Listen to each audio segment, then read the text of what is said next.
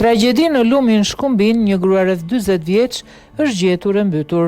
Rreth orës 19 të mbrëmjes, banorët e Krasës njoftuan policinë për zbulimin e trupit të një njeriu në ujërat e lumit Shkumbin. Shërbimet e emergjencës, përfshirë 7 zjarfikës dhe 10 polic, u angazhuan për nxjerrjen e trupit, ndërsa polumbarët nuk mundën të ndërhynin për shkak të errësirës. Sipas informacionit nga media, trupi i viktimës, i cili është i një grue rreth 40-ave, është ende i pa identifikuar. Dyshohet se ka patur probleme të shëndetit mendor.